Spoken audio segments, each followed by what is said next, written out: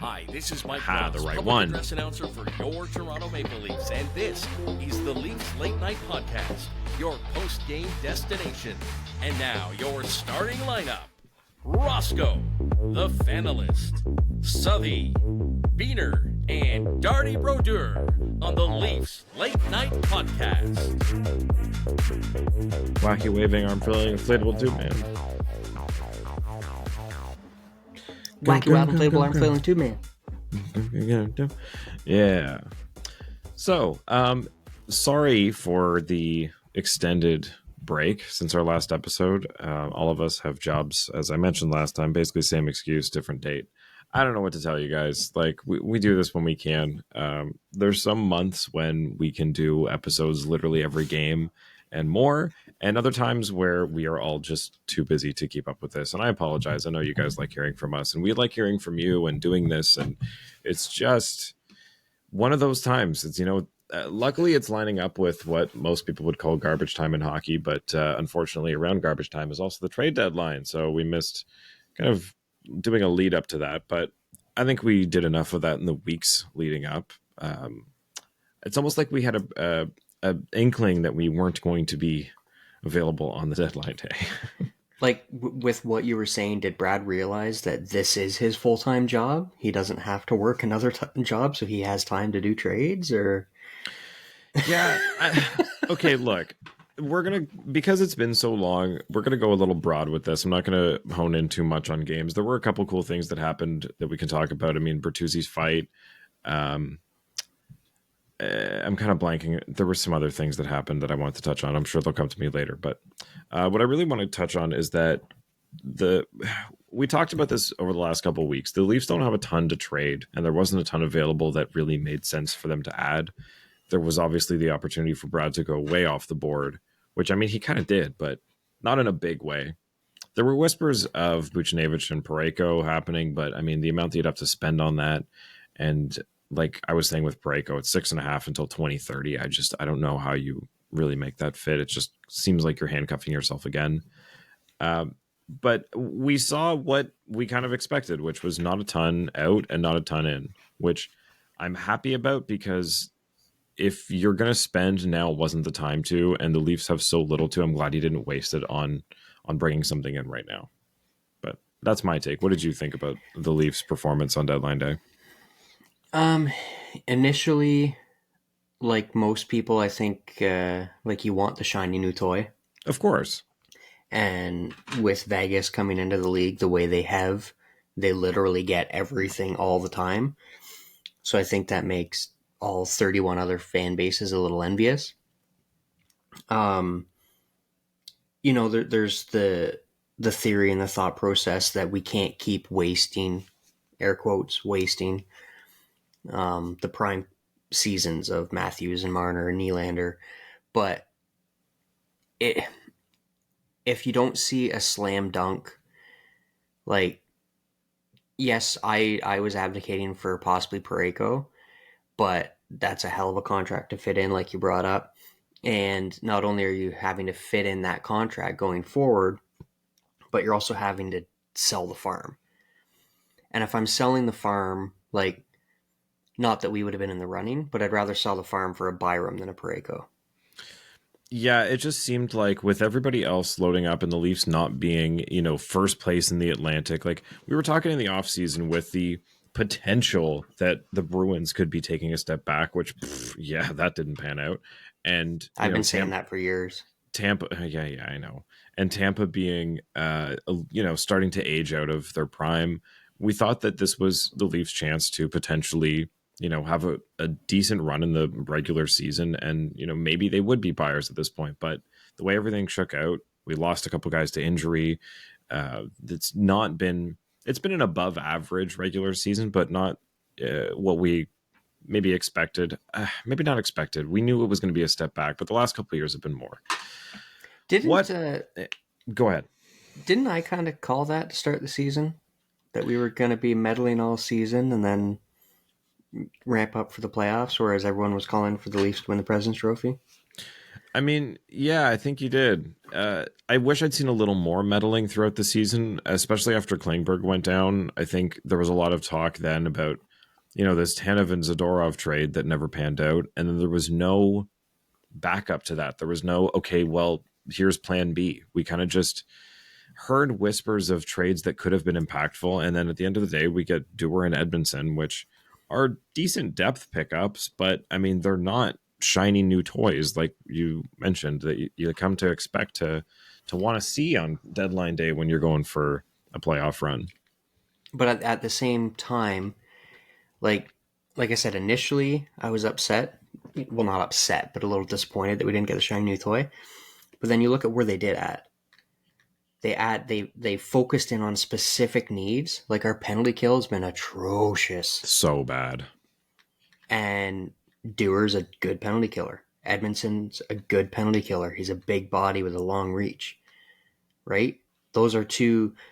They're not all stars, but they're two legitimate ads that fill a specific void on the team. That's a good We're point. not we're not looking to do a six incoming player shakeup like last year, what everybody said, potentially wreck the chemistry of the team. We're not trying to change the entire roster mid-season. Or like the biggest downside I see to it is now Benoit looks like the odd man out. And that could just be me being me because I love the guy.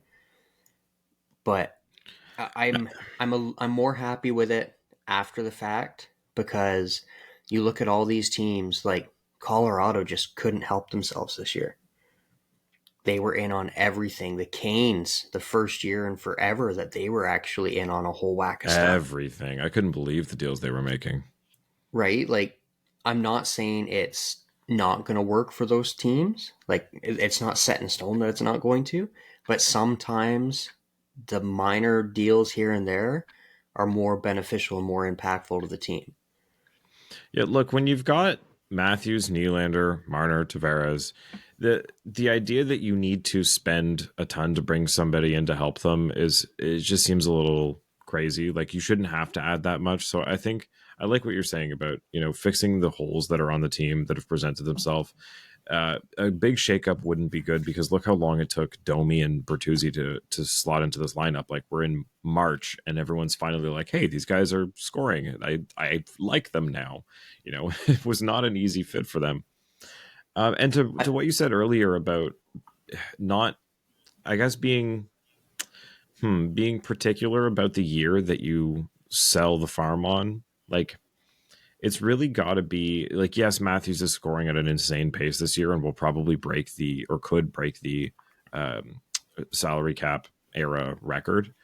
But I mean, for him to do that and the team to be just, above average means that there's not a ton of other scoring going on. Like that doesn't mean sell everything. We got to go for it because Matthews is having his best year. I think you got to, accumulate, like rebuild what you lost over the years of Dubas. Like Trey has to let these, catch up on the years that you've lost these draft picks from, see how some of these guys pan out, and, take a inventory of the cupboard in the off season, because right now I just don't think it's worth giving away the few pieces. Like what every trade mentioned the same few guys because it's the only thing the Leafs have. It's like Minton, Cowan, Nyes, Robertson, maybe Liljegren in the first. Like that's your whole future. That's like everything that you've drafted. So I don't know. It's got to be everything's going so well that it's worth moving that. There's somebody out there that's worth it. I didn't see it this year. So yeah.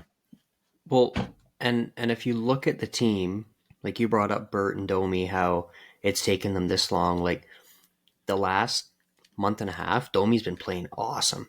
Yeah. Bertuzzi's finally been starting to bury, and I loved seeing the little snarl from him in the Boston game. Like talking Witherspoon into fighting him and then just feeding him. Well, and especially after the first time they played Boston earlier in the year, and Bertuzzi took all the heat for not getting involved and laughing because he still saw these guys essentially as his teammates from, a couple months ago. And he was like, I don't know. I'm not going to get in the middle of this because I feel like I'm on both sides. I haven't really picked a home yet. And now that we're into March, it's a completely different attitude from him. Like, you can tell he's really bought in. He's here. He knows he's sticking around. He wants to win. He's starting to find it. So like that fight wouldn't have happened in October against the Bruins. No, it wouldn't have. And so you have those two that are picking it up and they're giving us what we expected of them. You have Sammy, who's been on a tear. Like, Yeah. I mean, numbers wise, there's a few little moments where he seems uncomfortable and we see him start to forget where the posts are. But overall, the numbers and being able to hold it down when it matters, got to give it to him. With how he was playing in October, if you went back to me in October and told me that, by the beginning of March, his record would be what it is, especially in his last, 13, 14 games, I would have been blown away. I think he's 12-2 in his last 14. Yeah. And another fact about the minor ads too, it was brought up on the broadcast that I didn't even think of. Guess who Connor Dewar played over 400 minutes with last season? Oh, who? Ryan Reeves. Oh. I mean, that's on pretty the fourth helpful line for in mini. I mean, if you're playing, those penalty killing and kind of grinding bottom 6 minutes, it's at least nice to have some chemistry there, because we haven't seen a ton of offense from them. And, with Reeves kind of starting to pick it up, sure, give him somebody that he knows how to play with. Right, a little bit of familiarity on both sides for a new guy coming in and for Reeves, who's had a very up and down year so far. Yeah. I mean, I feel like it's been down the last few months. In the last 2 weeks, 2-3 weeks, he's been starting to pick it up again. So maybe this will be good for him. Edmondson, it's like you don't even have to ask, oh, I wonder what number he's playing with. Oh, never mind. It's that guy who's a foot taller than every single other person in a Leafs jersey. He sticks out like a sore thumb because we have not had someone this large on the team. Like, holy shit. I don't recall seeing a defenseman on the Leafs that tall since Hal Gill. Yep. That's probably gotta be it. Holy. Which is crazy. And it's nice to see somebody that's in front of the net and just shoving people away, even though, again, it's his ex-team. But seeing him not directly in front of the net, but 10 feet out and stopping people from even getting close to Sammy, just constantly has the stick on their back. Like, no, my stick is like 3 times as wide as you, so no matter which way you turn, you are still going to be in my stick, so good luck. It's not like a huge drop in the bucket, but I'm happy with the out of Edmondson. I think it'll be useful. Like you said, the penalty kill's been fucking atrocious this year. Kampf has not been what he used to be. I do like Nylander on the penalty kill in the role of, if they make a mistake, he can jump on it and probably score. But I don't know. Other than that, in the absence of Mitch, yeah. But in a perfect world, everybody's healthy, nobody's sick. Mitch is there instead of Willie. Yeah. It is interesting that he's been able to find some usefulness there and just being the guy that jumps on the loose pucks. But yeah, definitely missing Mitch. And I don't know. It's just been strange. This flu bug has been affecting people in different ways. Matthews has definitely been off the last 2 or 3 nights. You can see there's a shift here and there where you're like, oh yeah, he's still playing, but oh, it's the second period, and it's kind of the first time I've noticed him. They panned to Willie on the bench at one point tonight, and I don't know if he's being affected by this right now. I swear to God, trying to read his lips, he said, "I am fucking shit right now." I don't know what else he could have said. Maybe he was saying something in Swedish, but I swear that's what he said. I mean, lip reading, when it's 4-letter words, it's pretty easy to find out what they're saying. Yeah, it's tough because the last, I would say, month or so, it's like every night somebody else is down with it. So that it's only the guys that are not completely knocked out with it. It's got to be going through everyone. Yeah. Fuck. And another thing, bringing in both Lyubushkin and Edmondson, but Totally forgot about Lyubushkin, yeah. Especially when you bring in someone like Edmondson with his experience, the number of playoff series wins he's been a part of, his size, everything like that. It can take some weight off some of the other guys that we've been leaning heavily on for far too long. I messaged in our, yeah, you and I talked about him the other day. but I messaged you in our group just before we came on. Like, this is the best I think I've seen Brody play in a long time. Like, he's still going to give it away, but like confidence wise and making the right defensive play, getting in there, breaking it up, like this is almost the old Brody. And is it because, you can cut back on his minutes a bit with someone like Edmondson there, or that he knows, okay, I'm not going to have to do every single hard defensive shift?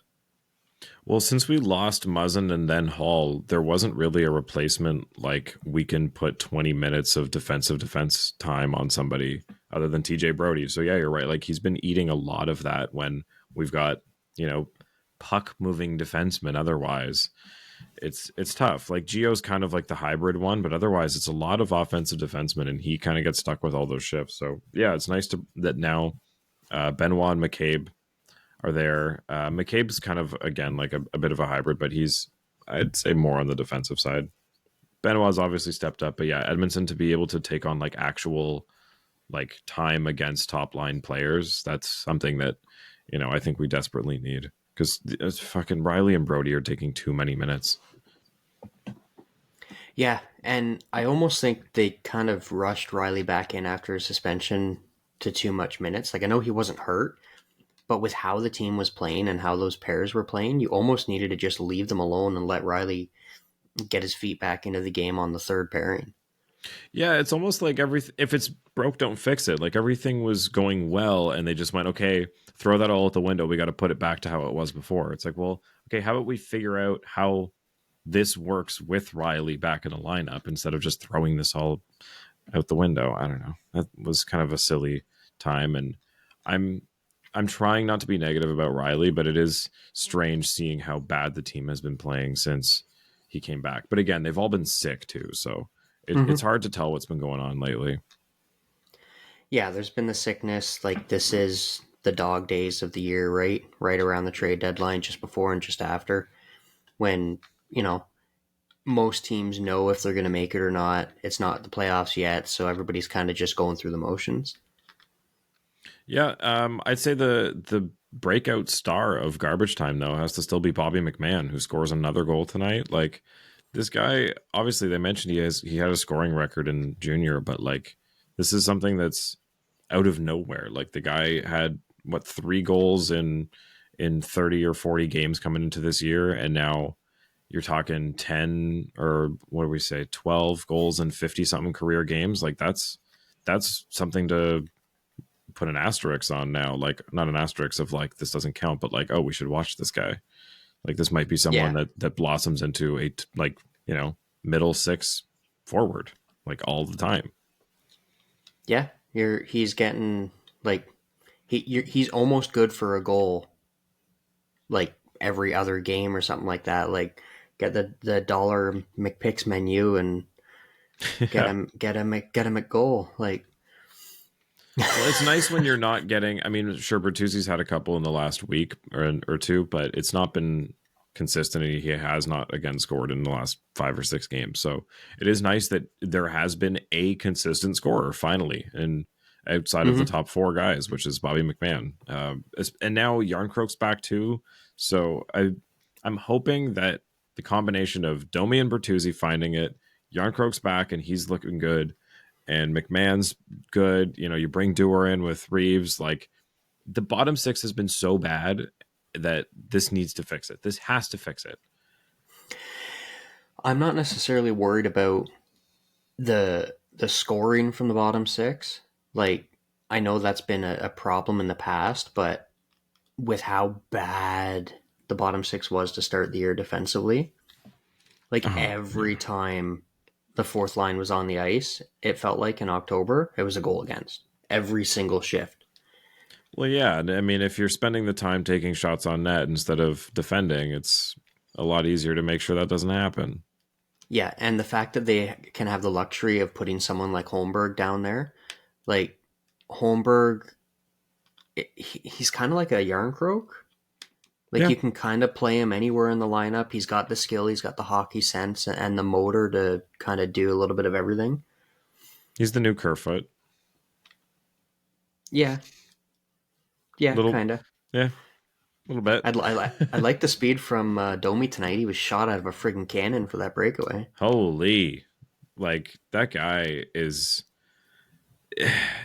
He's such a weird player to watch because like he's kind of like Marner, where you think you have a wide open net, you're going to shoot this. Oh, never mind, he's going to make a pass.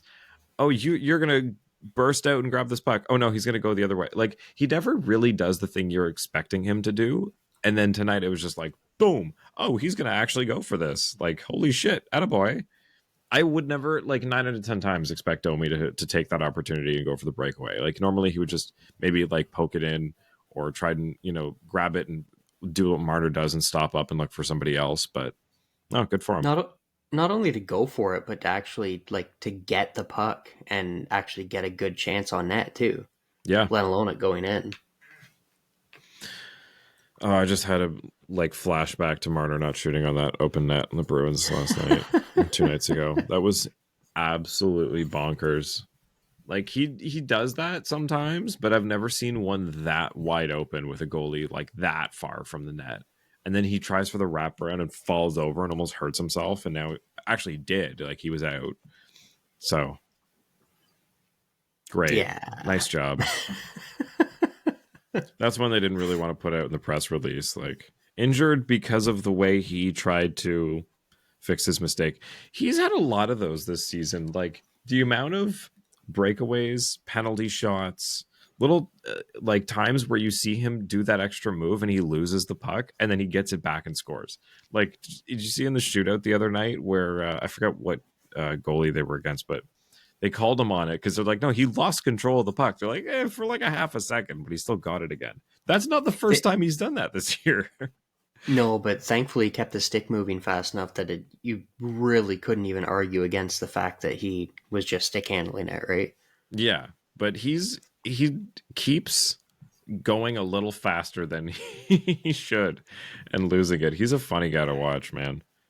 Great season, but man, he keeps tripping over himself and stick handling over his own fucking hands. So I guess really the gist of this is, what does this team look like against Boston in the first round? Because that's seeming like who we're going to play. And it's been a couple of years, but they're the big bad boogeyman, right? I mean, everyone seemed like last year was the time they could go for it against them, but it seems like this year is going to be it. So what does this team look like against Boston with all these new additions? To be completely honest, I'm not thrilled about going into the playoffs against anybody, but I put my leaf-colored glasses on. Like I'm not afraid. Like there's a little bit of concern there. You look at the season series. I know the regular season doesn't really mean anything, but you could argue that in some of the games against Boston this year, the Leafs did it to themselves. Like we also have just recently got our goaltending back. Like not that it's an excuse, but those factors are there. We played like dog shit for the first 3 months of the season. Yeah, but I think, I mean, not to diminish the Bruins, they've got some of the best goaltending we've seen in a while in a tandem. Like both those guys are over like a 920 save percentage. It's insane. Swayman and Allmark just, it shouldn't make sense that they found both these guys and they're on the contracts they are, but here we are. So I think that's going to be tough to get through regardless of what team you are and whether you're Austin Matthews or Connor Dewar. It's hard to score on this guy. So, or either guy. So that's, I think, going to be one of the hardest things. And the fact that Marchand gets away with like murder. I mean, he almost took Liljegren's head off the other night and there's no call. Like this is what the guy's famous for. He's going to injure somebody. And, now he's the captain. It's his job. We also just pick up the cross-check king in Edmondson. So that'll help us there. So that's, I guess, what I mean is how much does the fact that we now have Bertuzzi and Domi and Reeves and Edmondson and Benoit and like we haven't played the Bruins in a playoff situation with this team. Like this is quite a different team than last time. So what? Yeah, not only is this quite a different team. Like the Leafs are quite a different team, but also the Bruins are quite a different team. Because yes, he didn't use it all the time, but having a presence like Chara on the back end was massive for how long he was there and what he was able to bring.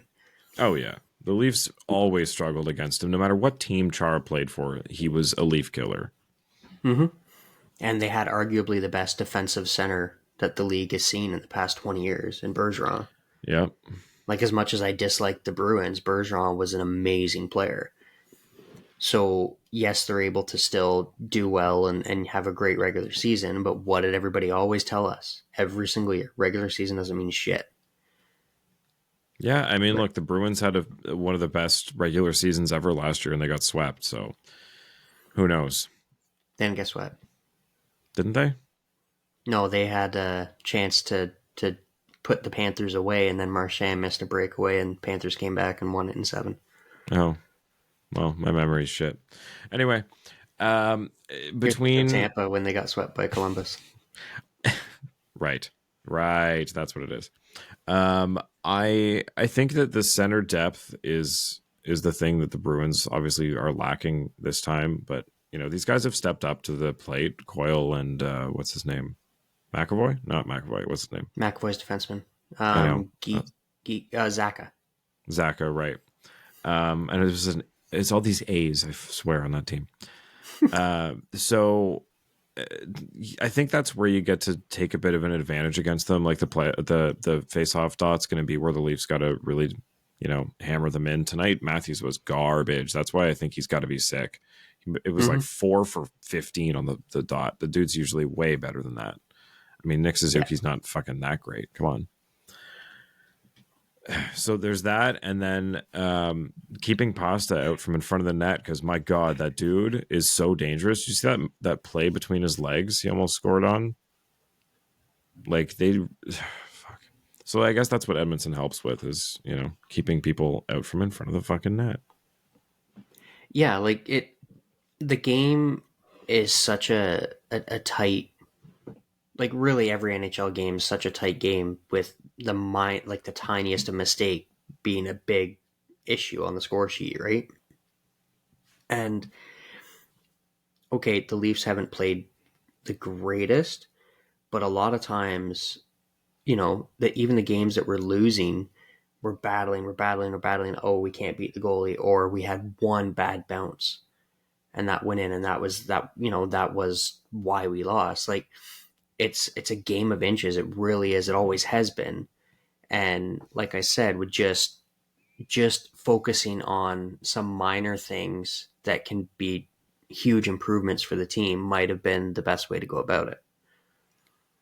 Yeah. So a little bit better penalty killing. Well, that might solve the pasta problem, right? Because you're going to get penalties no matter what. You're going to get penalties. So if your penalty killing percentage can go up even by a couple percent, well, that can be the difference of a win or a loss in a playoff game. Well, yeah, because what we've seen Keefe do a lot lately is playing the top 4 guys on the penalty kill, like throwing Matthews or Marner or Nylander out there. And it's like, I get it to have somebody jump on that puck that comes loose, but if you can not have them play like 26 minutes a night and keep them in optimal positions and rested for those shifts when they're going to be impactful instead of having them always out there all night, like it's just not beneficial. So when you have now Connor Dewar and you have and you can run him and David Kampf both back and forth on penalty kill, like you alleviate those extra minutes from guys that really shouldn't be playing that time. Like, yeah, great. Marchand can do it. A couple other guys are stars on the penalty kill. Keep Marner there, but like, I don't want to see Matthews killing penalties. Lemieux killed a lot of penalties in his day.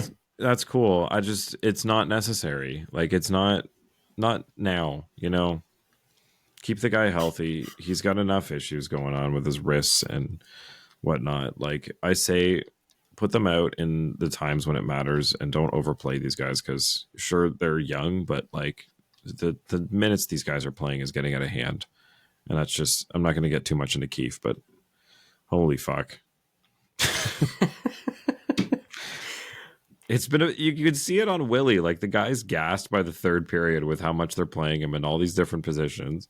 And he makes stupid ass mistakes. And everyone starts calling for, oh, he's got to be benched. Oh, we're overpaying him. It's like, no, they're playing him in dumb roles. I'm so over this. And Liljegren too. They keep putting him out there like he's the only person who could play on the right side.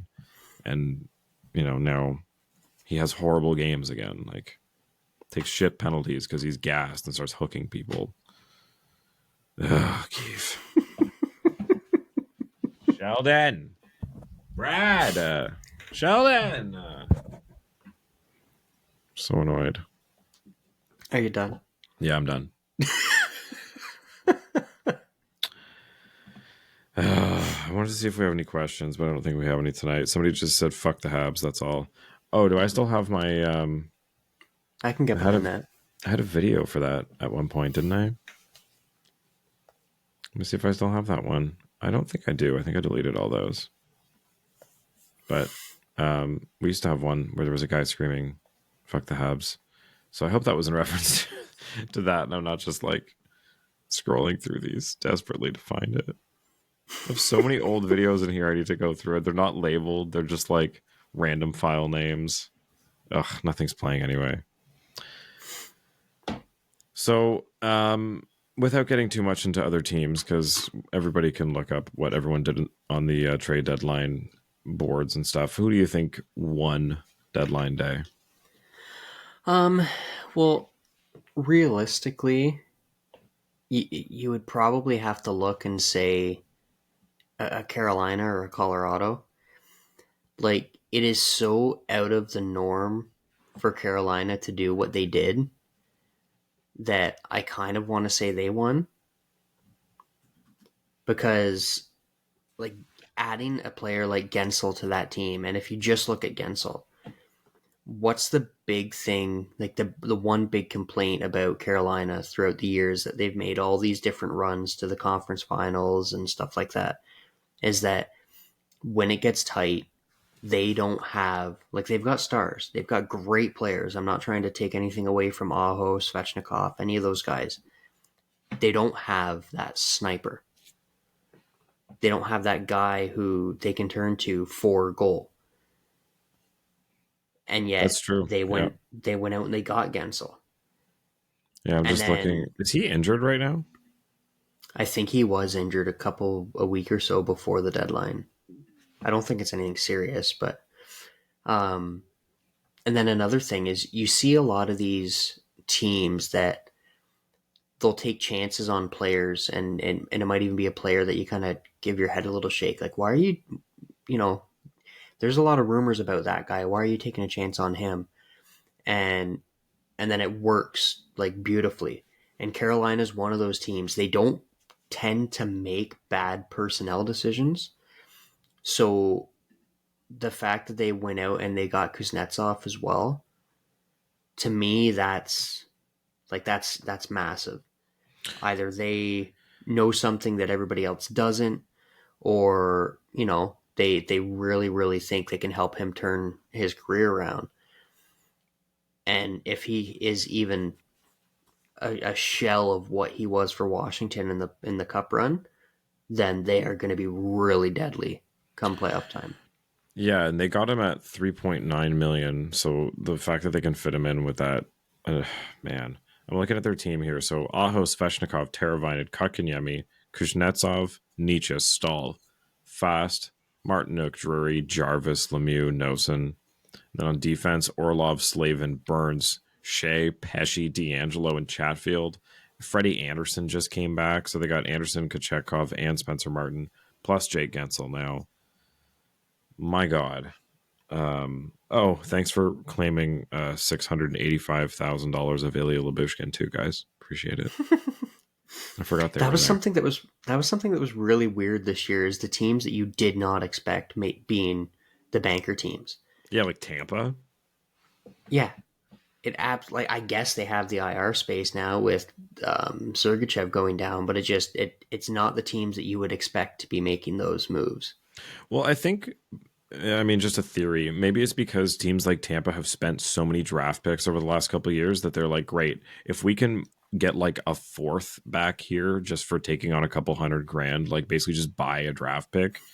Sure, we can turn that into a player sometime in a package that we need next year, maybe.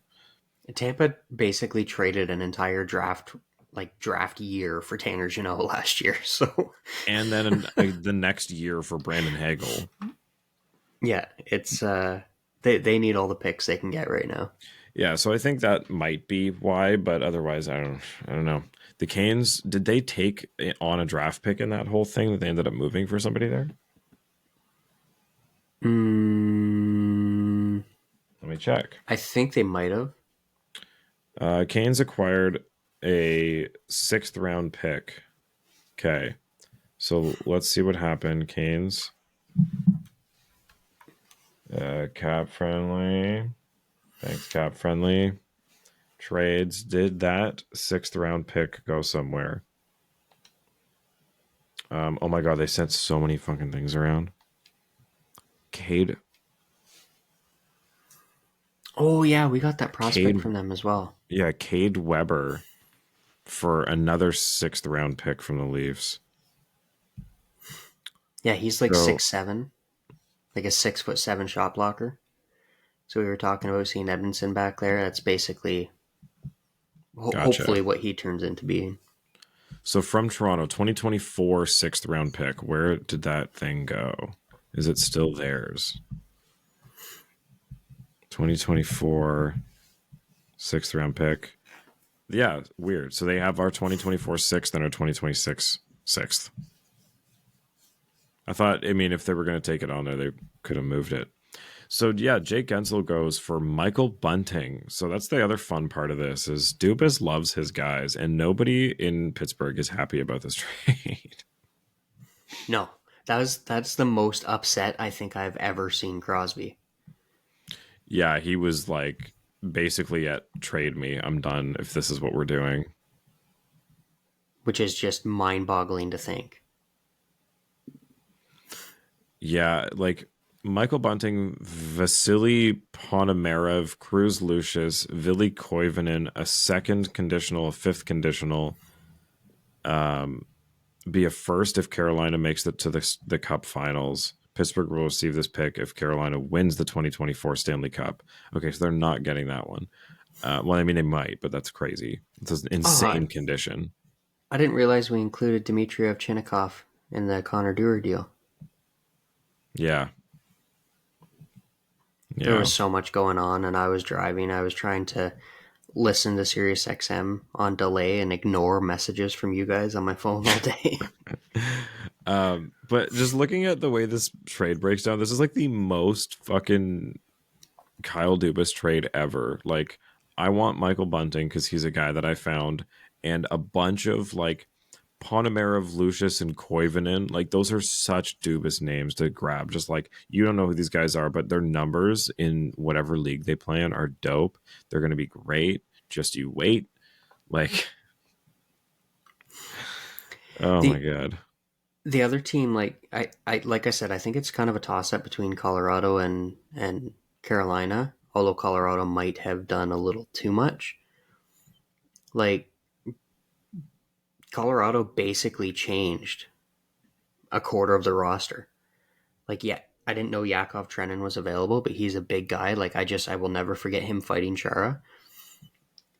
So you bring in Trenin, Graham Sword. I think he's going to be an AHL guy right now. Brandon Duhaime, he can be a good bottom 6 guy for them. Mm-hmm.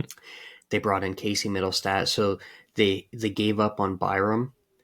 But realistically, when you have Makar and Gerard already there, you got to kind of pick and choose your battles, and they're paying Gerard more right now, so they kind of had to move Byram. Middlestat's had a great year, a lot of upside with him. He just hasn't been able to put it all together in Buffalo, although we've seen that before. Oh, and we love a 1-for-1 player hockey trade like that. Just you need this and we need that. Thank you very much. Yeah, like Weber for Subban or JVR for Shen. Like, Those are just the best fucking trades. and then they grabbed Sean Walker as well, which they were doing that enabled them to be able to move Byram. So Colorado was busy, but yet again, did they do too much? Just to bring it back to the Leafs for a sec, I was surprised that Brad didn't make a decision on the goaltending. Like, moving Martin Jones, even just to get a pick back for the offseason to spend. Like, you've got too many guys at this point. Like, with Wall, Samsonov, with maybe Matt Murray coming back, like, you're going to have to waive Martin Jones and lose him, I think. Like, is it I worth don't. carrying 3 goalies and scratching one of them to not get something back for him? Like, there had to be, even if it's a sixth. Like, my God, like I don't think we need Yes, it's that. worth it.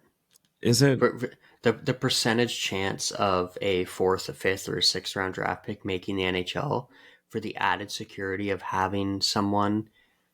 Wolves had a little bit of an injury history.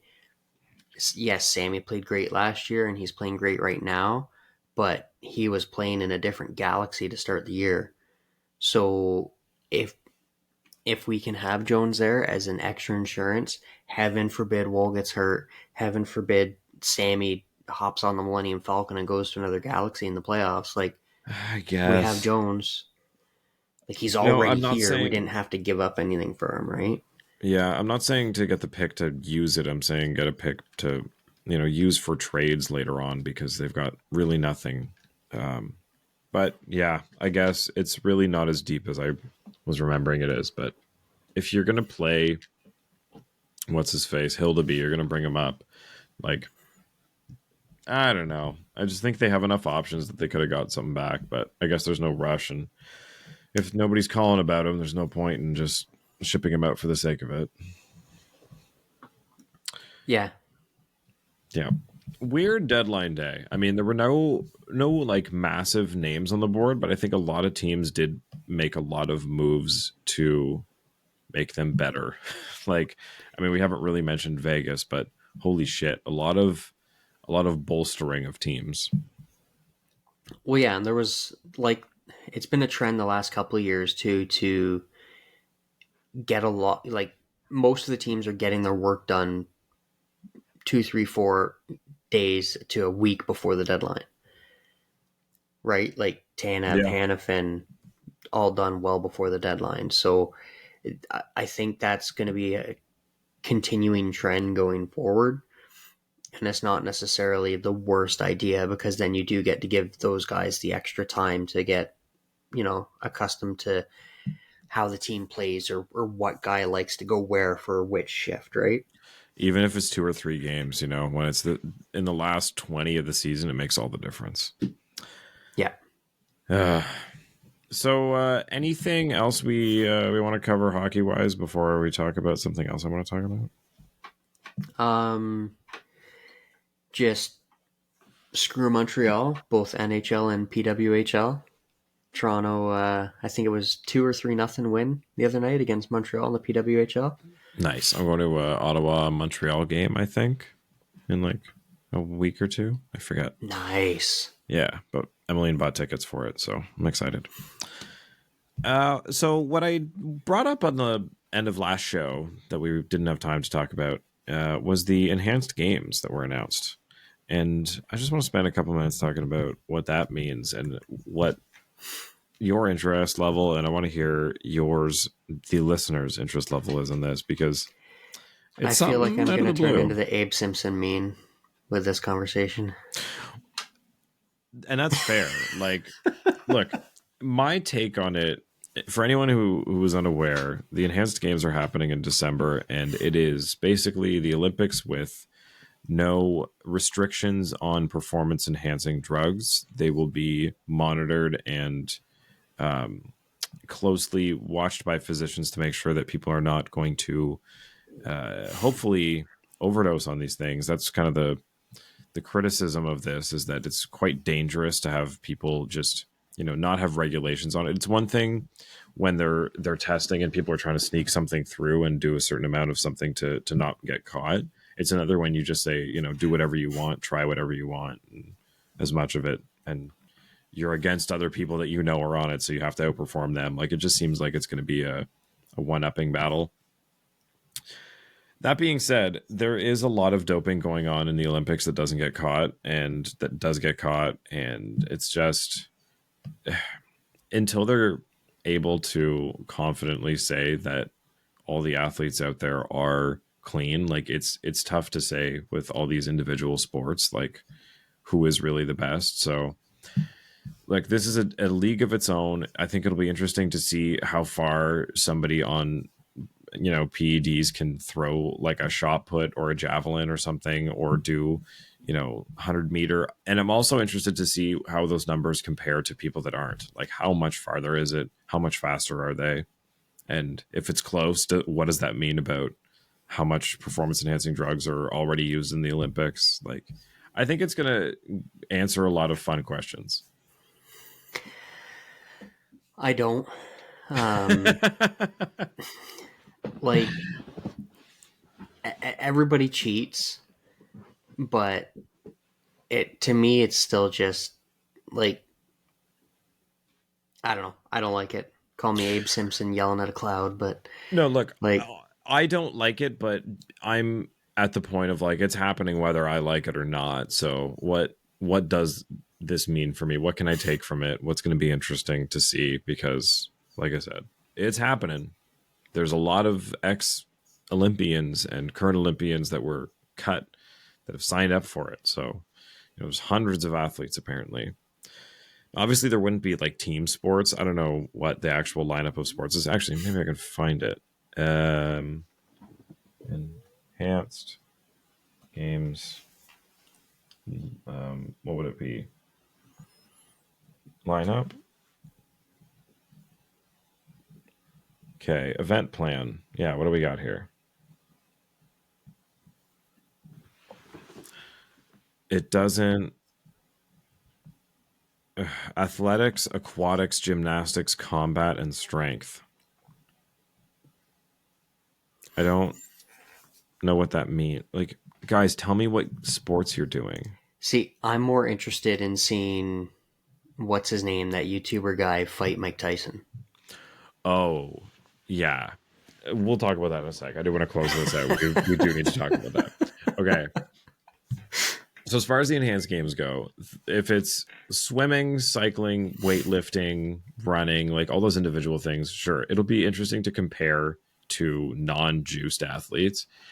I don't think there's any point in doing things like basketball and hockey, and like in order to get a full team of people to do that also would be crazy. Like maybe something like rowing or I don't know, bobsled wouldn't make a difference, but a rowing team that's juiced would be kind of, Well, that would. we've seen it with cycling. Look at Lance Armstrong. Oh, for sure. Like, Right? Like, it's been admitted. well, it's been admitted in every sport. Like these runners get caught all the time. Like I want to see, when we're not questioning it, how close it is to these numbers that were already in the Olympics. Because I think you're going to be shocked at how close they are. That's my prediction. Like there's a few that'll be pretty crazy, I'm sure. Like I said, if you can be obvious about it and use as much of whatever you want, like some of these throwing and jumping and running events are going to be a little stupid, but oh man. So yeah, over to the announced July 20th Netflix boxing match of Logan or Jake. I don't ever remember which one's which. Was it Jake Paul? I don't remember. Jake Paul? It's definitely Jake. Yeah, Jake Paul is fighting Mike Tyson. And he's fought a bunch of people. He's like 12-1, I think. Jake Paul record. He is 9-1.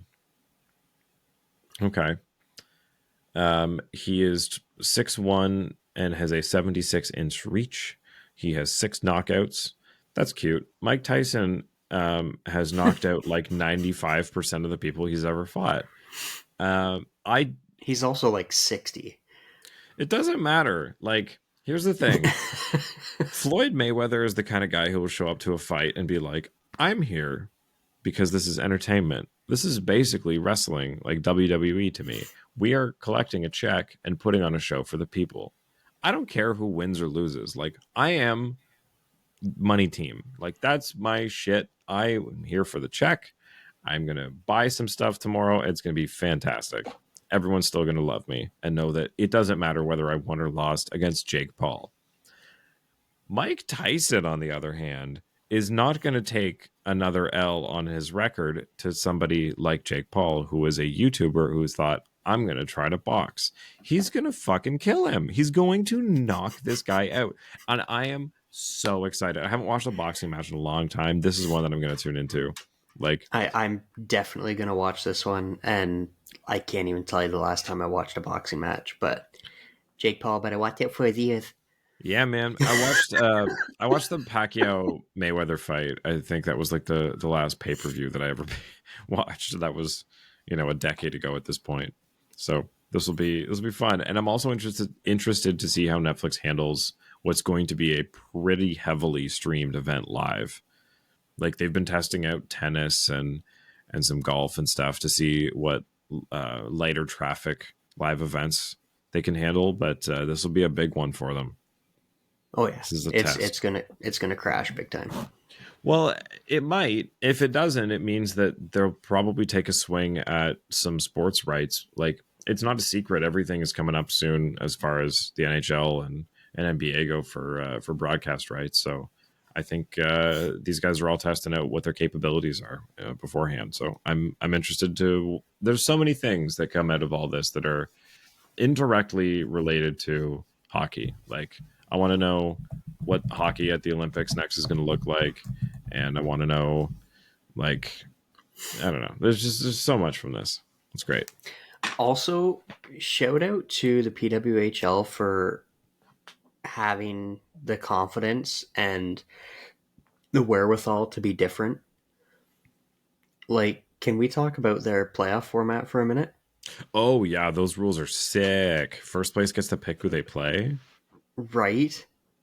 Like, there's so many different avenues or different aspects that of how you can look at that. Like, okay, yeah, this team is a team I want to play. So then the other team's like, well, hell, they think they can beat us. Like, it's so intriguing, and it's such a refreshing take from a hockey league. Like, I Yeah. love the NHL, I love hockey. Don't get me wrong, but I really like seeing this. They started it with their point system, and then with the, what do they call it, the jailbreak if you score on a penalty kill. Like, Oh they've yeah, come yeah. up with some really good ideas that kind of change the way you can look at certain things in the game, and I love it.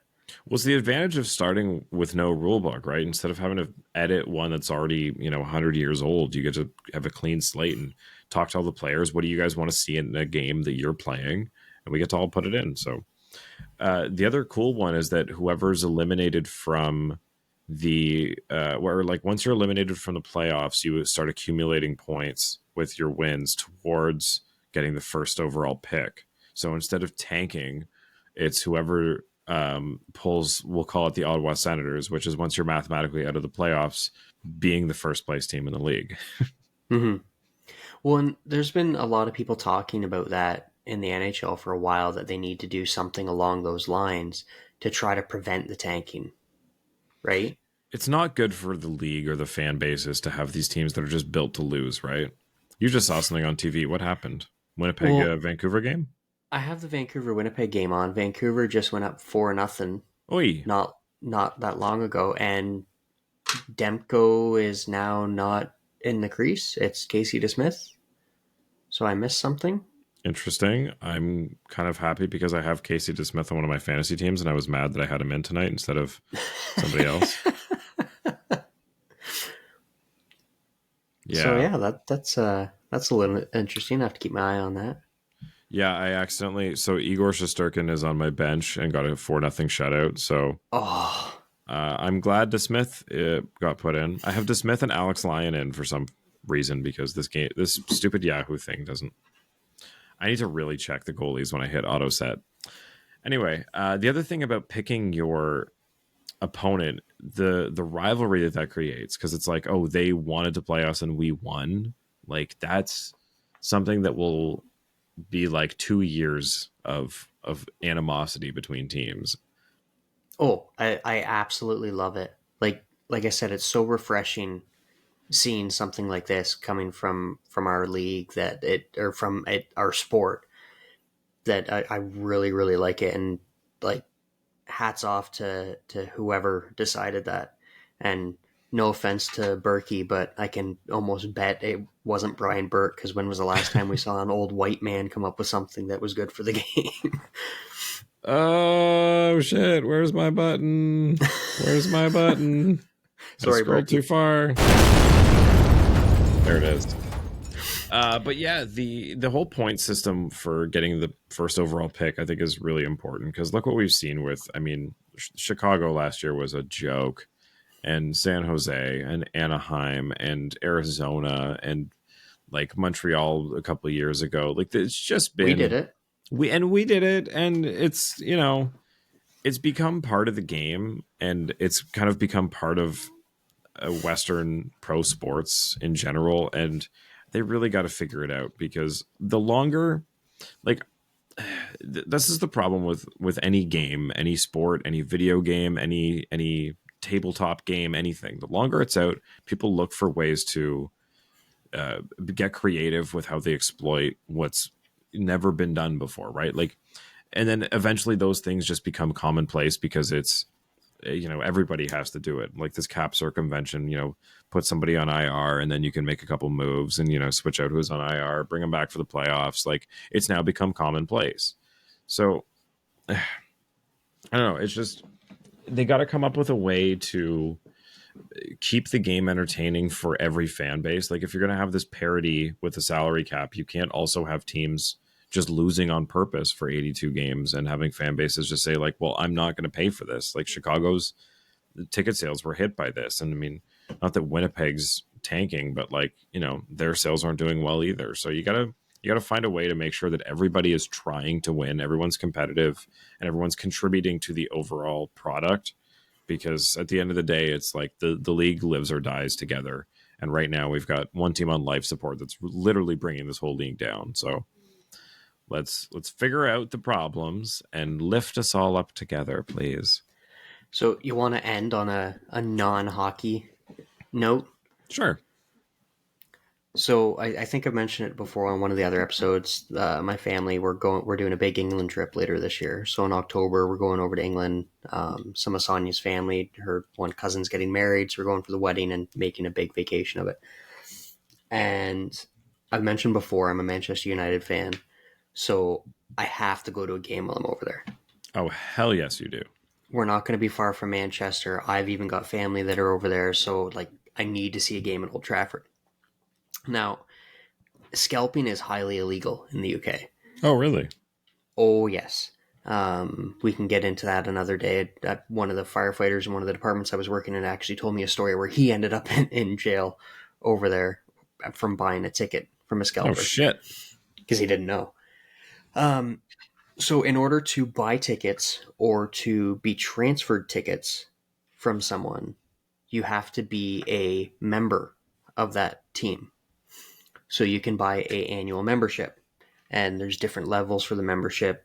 So like, for instance, the Manchester United one, I bought my membership. I think it was £30, right? £30 for the year. And then now I can have access to buy tickets. And then yeah. What else do you get with a membership other than access to buying tickets?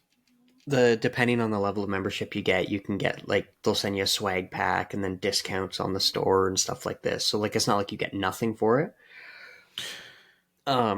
So for curiosity's sake, I decided to take a look to see what the cost was. So they played this morning, and I looked up a couple days ago what the price of a ticket to that game would be, and take a stab at what it would be. Now keep in mind the salaries of players on some of these soccer clubs compared to NHL players. Am I guessing in pounds or in Canadian dollars? I haven't done the conversion, so guess in pounds. 460. 49 pounds. What?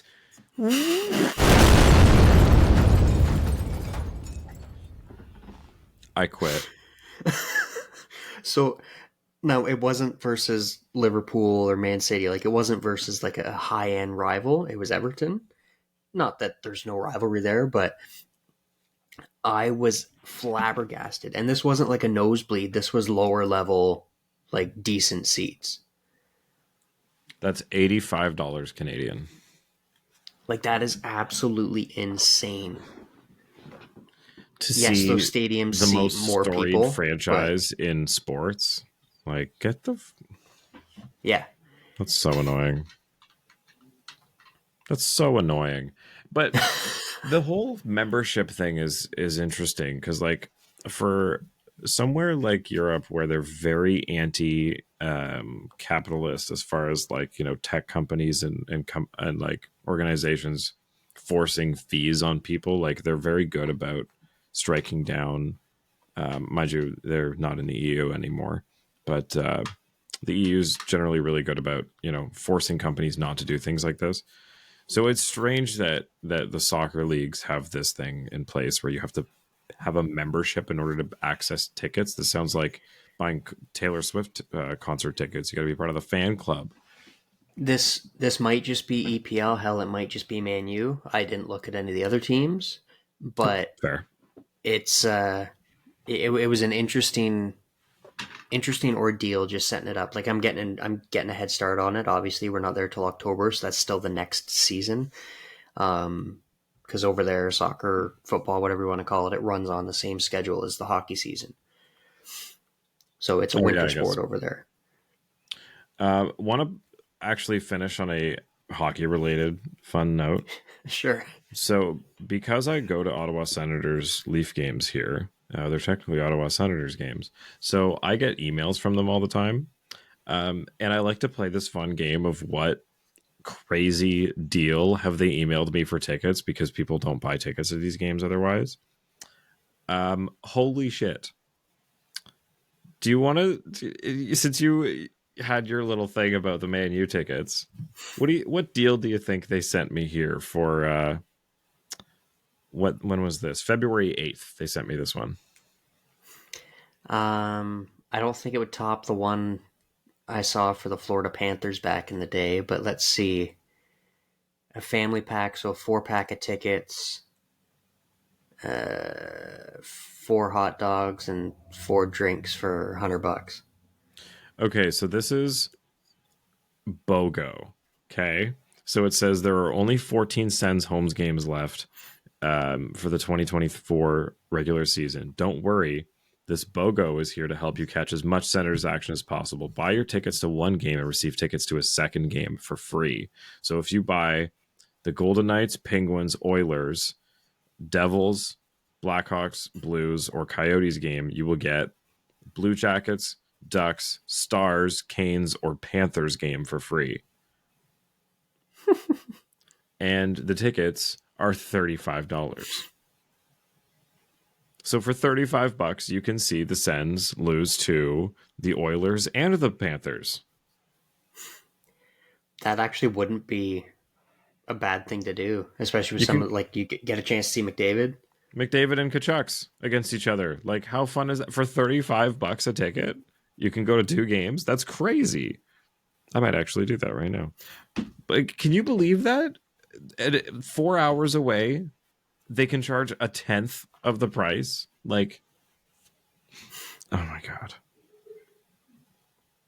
Oh, here, sorry. Edmonton game is $60. It's not 35. The other ones are all 35.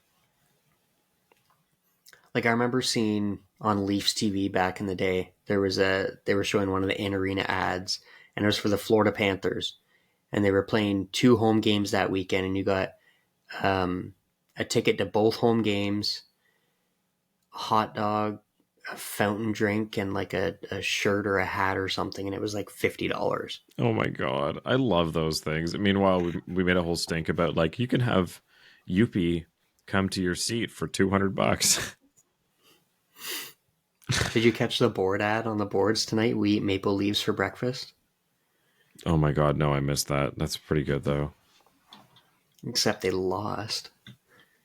Yeah, glad we broke that streak. What was it, 12 in a row we lost at the Bell Center?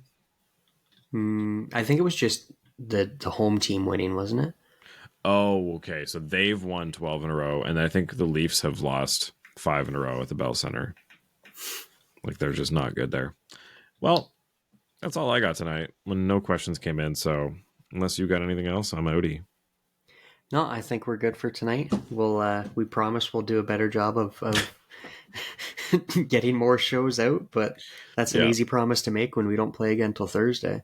Well, yeah, and like I said, the next 4 weeks I promise the next 4 weeks I am on normal work people hours so I can watch games. And the problem has been, just to, explain for a hot sec, the problem has been that I've been working at 7 a.m. a lot the last 3 weeks. So I cannot stay up after the games to edit and post these things and then go to sleep and then wake up to work 7 till 8. So sorry, but I'm back on normal work hours. So we'll have some more episodes. Thank you for tuning in. Catch us everywhere. I got to go to bed.